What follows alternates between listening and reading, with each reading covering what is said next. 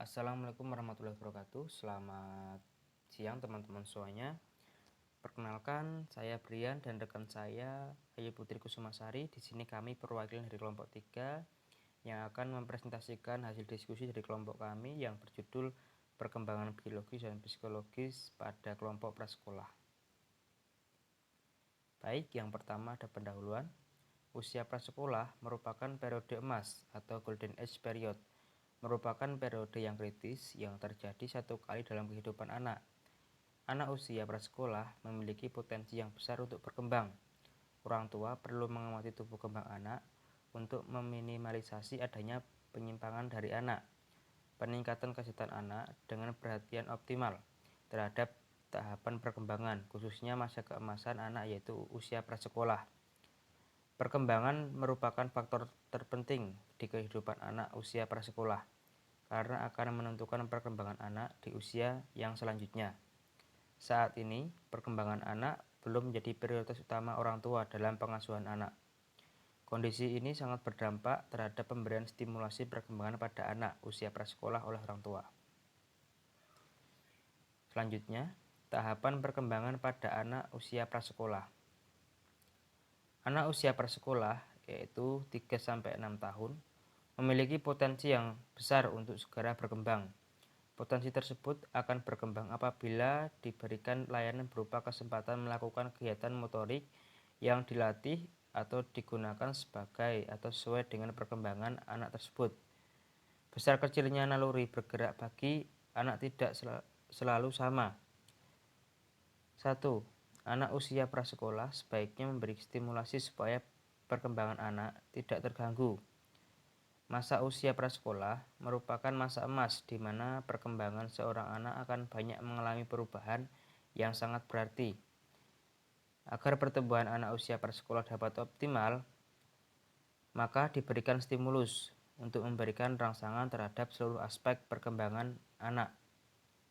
2. Fase perkembangan psikososial. Pada anak usia prasekolah, inisiatif dan rasa bersalah perkembangan ini diperoleh dengan cara mengkaji lingkungan melalui kemampuan mengeksplorasi terhadap lingkungannya. Anak belajar mengendalikan diri dan memanipulasi lingkungan. Anak mempunyai inisiatif berkembang dengan teman sekelilingnya.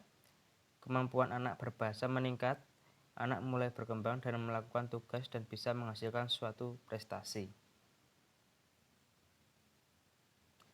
Selanjutnya, pandangan biologis pada anak usia prasekolah. Anak pada usia 3 tahun pertama merupakan masa-masa paling penting dan menentukan dalam membangun kecerdasan anak dibanding masa sesudahnya. Anak yang mendapat rangsangan yang maksimal, maka potensi tumbuh kembang anak akan terbangun secara maksimal. Pada setiap tahap perkembangan, anak akan menjadi integrasi perkembangan anak secara utuh. Dalam masa perkembangan anak, terdapat masa kritis di mana pada masa tersebut memerlukan pembinaan tubuh kembang anak secara komprehensif dan berkualitas. Hal ini dapat didukung melalui kegiatan stimulasi, deteksi dan intervensi dini. Penyimpangan tubuh berkembang anak sehingga perkembangan kemampuan gerak, bicara dan bahasa, sosialisasi dan kemandirian pada anak berlangsung optimal sesuai umur anak. Untuk selanjutnya, tindakan promotif kesehatan jiwa pada anak usia prasekolah. Untuk yang A, upaya pemerintah Indonesia untuk mengoptimalkan perkembangan anak usia sekolah yaitu memberikan pelayanan kesehatan non-formal, fasilitas pelayanan yang melaksanakan posyandu, usaha kesehatan sekolah atau UKS. Selanjutnya, untuk yang B, upaya mengoptimalkan perkembangan anak bagi para pendidik yang berada di sekolah, hendaknya guru mendidik atau membimbing anak atau remaja agar mereka dapat mengembangkan potensi dirinya seoptimal mungkin, sedangkan orang tua atau siapa saja yang berkepentingan dalam pendidikan anak perlu dan dianjurkan untuk memahami perkembangan anak, menurut Yusuf pada tahun 2009. Selanjutnya, asuhan keperawatan jiwa pada anak usia prasekolah. Untuk yang pertama, perkembangan fisik yang perlu dikaji antara lain A. Berat badan anak, biasanya meningkat kira-kira 2,5 kg per tahun. Berat badan rata-rata pada usia 5 tahun adalah kira-kira 21 kg terkait dengan nutrisi anak. Untuk yang B, pertumbuhan anak yaitu tinggi badan 2-3 inci per tahun. Untuk yang C, perkembangan motorik pada anak terjadi peningkatan koordinasi otot besar dan halus sehingga mereka dapat berlari dengan baik, berjalan naik turun dan melompat dengan mudah. Belajar untuk melompat. Untuk yang D, kebiasaan makan, tidur dan eliminasi anak. Selanjutnya untuk yang kedua, perkembangan kognitif. Yang perlu dikaji antara lain untuk yang A, pengetahuan anak yang berhubungan dengan pengalaman konkret. Untuk selanjutnya, yang B, perkembangan moral usia anak terkait dengan pemahaman tentang perilaku yang didasari secara sosial benar atau salah. Untuk yang C, perkembangan bahasa anak termasuk kosakata yang memungkinkan penggabungan berbagai personifikasi yang berbeda. Untuk yang ketiga, perkembangan psikososial. Yang perlu dikaji antara lain bagaimana hubungan anak dengan teman sebayanya, kemudian kaji permainan anak.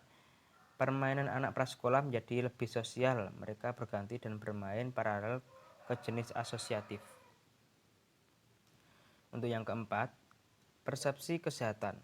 Kita mengkaji persepsi kesehatan melalui keluarga, pola hidup mereka, sensasi pada tubuh anak itu sendiri, dan kemampuan orang tua untuk melakukan aktivitas sehari-hari yang biasanya membantu anak-anak mengembangkan perilaku sehat mereka, berpakaian dan makan. Diagnosa keperawatan. Diagnosa keperawatan untuk aspek sehat jiwa usia prasekolah dan sekolah.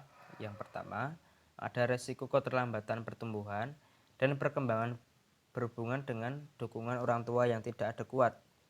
Kemudian untuk yang B, defisit pengetahuan orang tua berhubungan dengan kurangnya informasi mengenai pertumbuhan dan perkembangan anak.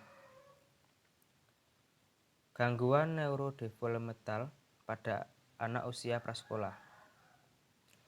GPN, gangguan perkembangan neurologis, mempunyai basis biologik, yaitu basis cerebral. Beberapa hal dapat mempengaruhi dan merusak otak pada masa awal pertumbuhannya, sehingga dapat terjadi efek otak yang menyebabkan terjadinya GPN.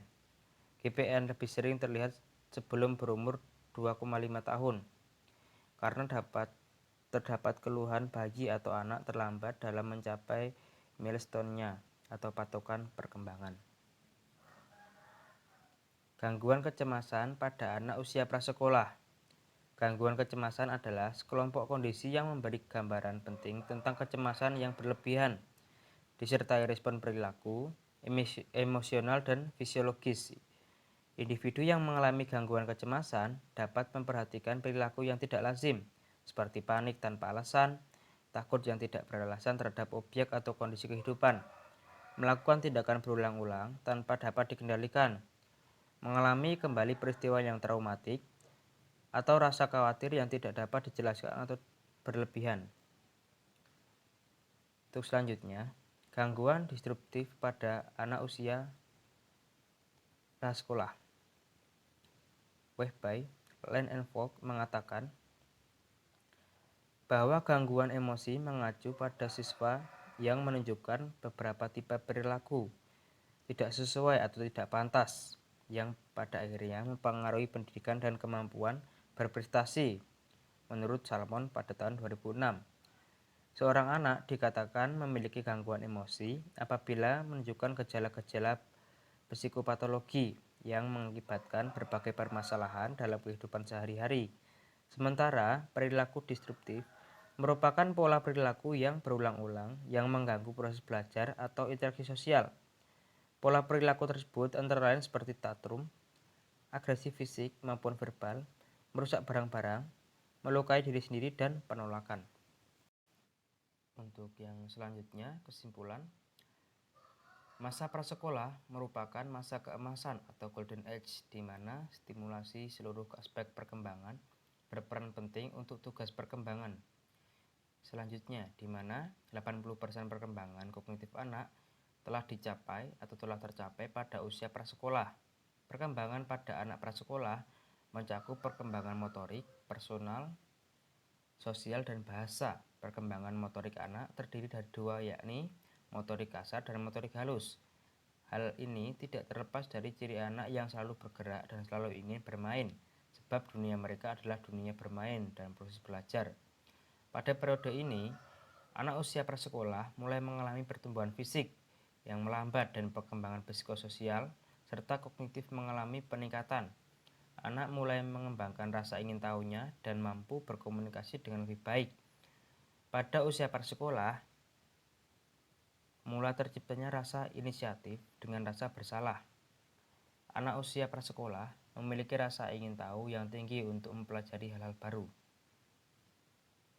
Saran upaya yang dapat dilakukan oleh perawat dalam mengatasi permasalahan yang dialami anak usia prasekolah, yaitu dengan menjalankan peran sebagai pemberi layanan berupa stimulasi, yaitu stimulasi perkembangan pada anak usia prasekolah.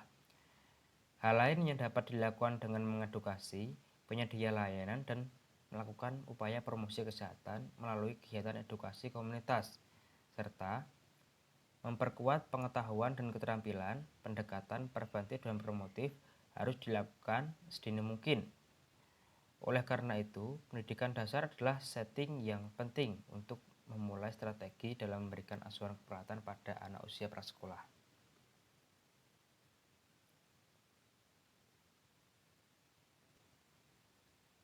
Terima kasih. Baik, sekian presentasi dari kelompok kami. Apabila ada yang ingin ditanyakan, nanti silahkan tulis komentar di kolom komentar. Baik, di sini saya Brian dan rekan saya Ayu Putri Kusumasari mengucapkan terima kasih. Wabillahi taufiq wal hidayah. Wassalamualaikum warahmatullahi wabarakatuh.